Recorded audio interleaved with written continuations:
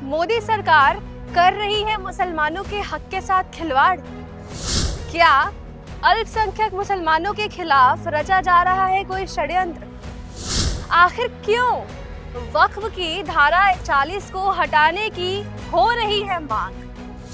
क्या वक्फ की संपत्ति को हथियाने की रची जा रही है साजिश, या फिर विपक्ष कर रहा है इस पूरे मुद्दे को धर्म विरोधी?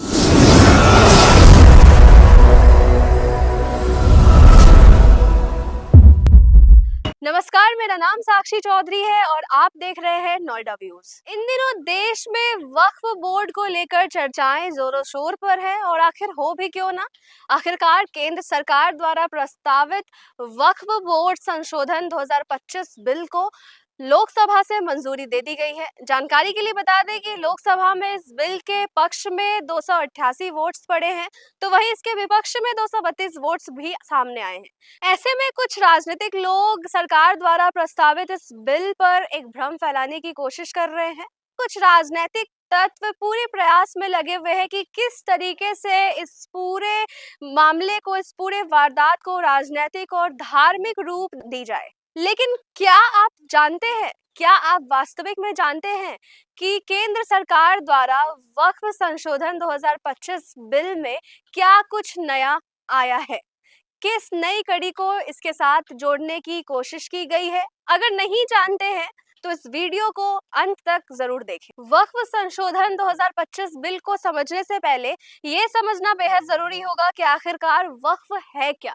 बता दें कि वक्फ का मतलब होता है किसी भी संपत्ति, किसी भी चीज को संरक्षित रखना। इस्लाम में इसकी एक विशेष मान्यता है, यानी कि इस्लाम में ऐसी मान्यता है कि वक्फ करना यानी कि अपनी संपत्ति, अपनी मकान, अपनी दुकान को अल्लाह के नाम पर लोगों के कल्याण के लिए दान में दे देना, यानी कि उस दान की हुई संपत्ति से, उस दान की हुई चीज से लोगों का भला हो सके, गरीब परिवारों की मदद हो सके। लेकिन तत्कालीन स्थिति में भारत में वक्फ की जो स्थिति है वो काफी चिंताजनक है, काफी निराशाजनक है।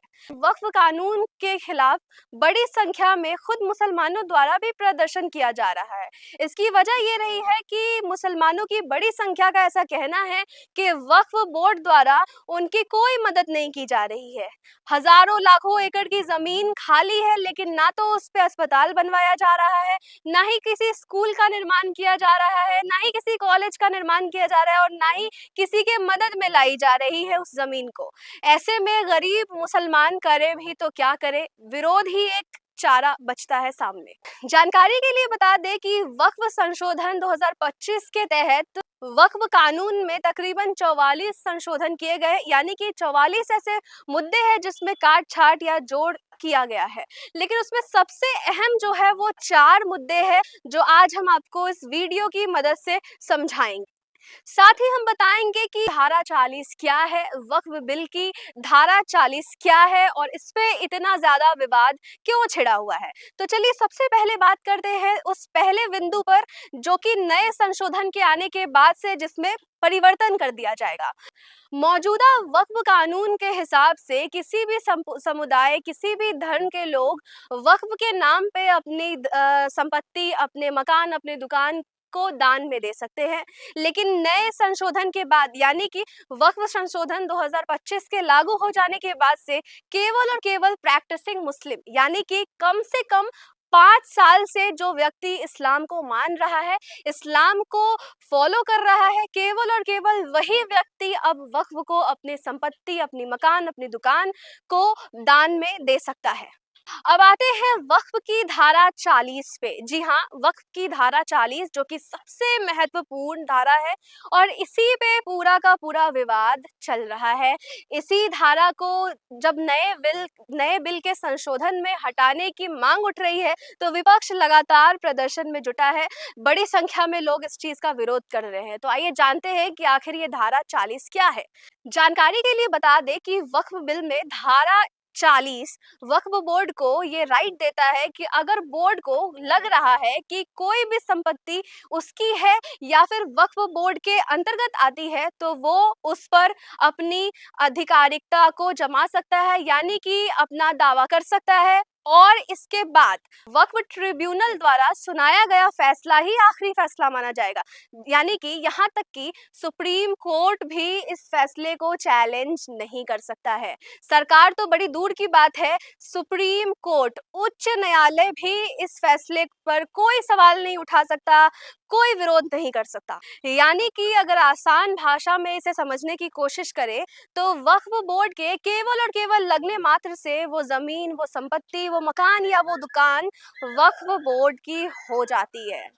अब इसी बात पर पूरा विवाद छिड़ा हुआ है। विवाद ये भी है कि जब भारत में रहते हैं, इक्वालिटी की बात करते हैं, फिर आखिरकार ऐसी सुविधा जो है किसी और अल्पसंख्यकों को क्यों नहीं है, और केवल मुसलमानों के हक में ही ये फैसला क्यों दिया गया है। आखिरकार अल्पसंख्यक में तो सिख भी आते हैं, ईसाई भी आते हैं, जैन भी आते हैं और बौद्ध धर्म के लोग भी आते हैं, लेकिन ये जो स्पेशल कानून है वो केवल और केवल मुसलमानों के लिए है, केवल और केवल मुसलमानों के लिए ही है।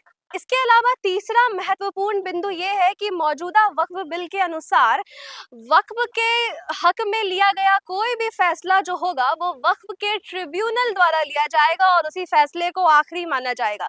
लेकिन नए संशोधन यानी कि वक्फ बोर्ड संशोधन 2025 के तहत अब इस फैसले को लेने में डीएम के भी हस्तक्षेप होगी, यानी कि डीएम अब ये फैसला लेंगे। केवल और केवल ट्रिब्यूनल के कह देने से कोई भी जमीन, कोई भी संपत्ति अब वक्फ बोर्ड की नहीं हो जाएगी, जिसके बाद से जो विवाद का जो जड़ है वो और भी मजबूत हो गया है। लोग इस पर विवाद कर रहे हैं, विपक्ष कह रहा है कि इस बिल के लाने से, इस संशोधन के करने से मुसलमानों के निजीकरण यानी कि मुसलमानों के जो संवैधानिक हक है उसके साथ खिलवाड़ किया जा रहा है, उनके धर्म में घुसने की कोशिश की जा रही है।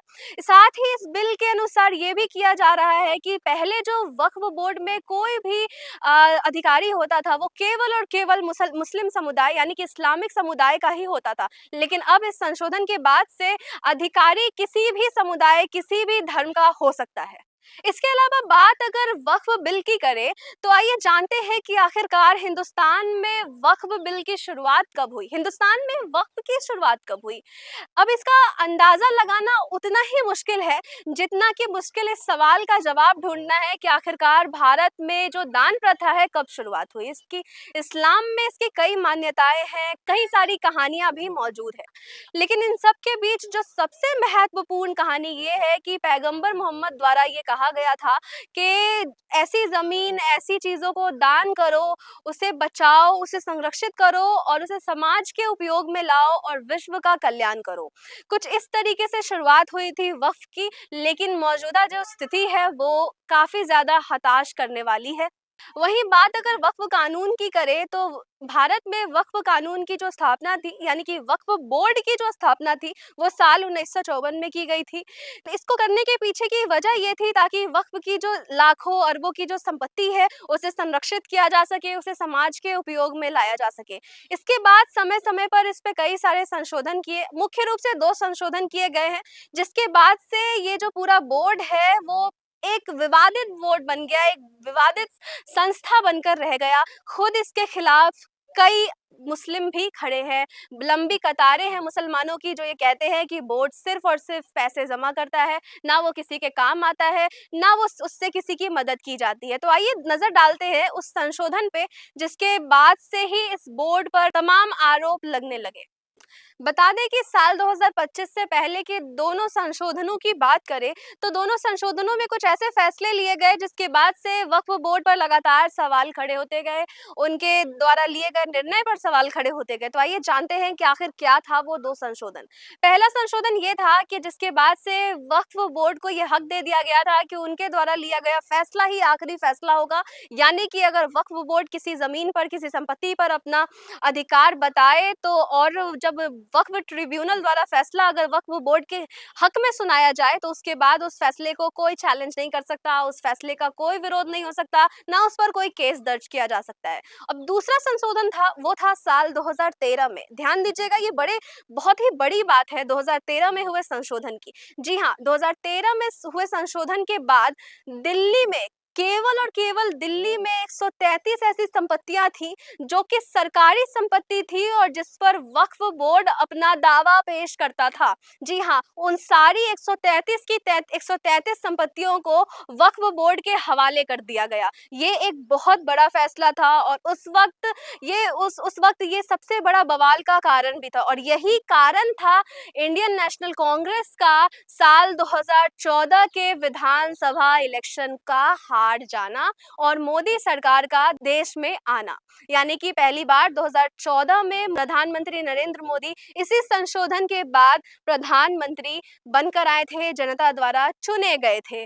वही बात अगर वक्फ बोर्ड पर लगाए गए आरोप की करें तो हाल ही में एक मामला तमिलनाडु का सामने आया था, जब एक किसान परिवार अपनी बेटी की शादी के लिए अपने जमीन को बेचने गया, तो बेचने के वक्त पता चलता है कि भैया वो जमीन तो उनकी है ही नहीं, उस पर वक्फ का कब्जा है, वक्फ अपना दावा करता है। जब बाद में जांच की गई तो पता चलता है कि उस पूरे गांव पर वक्फ बोर्ड अपना हक बताता है, यानी कि उस गांव की जो जितनी भी जमीन है, जितने भी घर हैं, वो वक्फ के अधीन है। जी, और ये ऐसा पहला मामला नहीं है, ऐसे कई और मामले भी सामने आए हैं।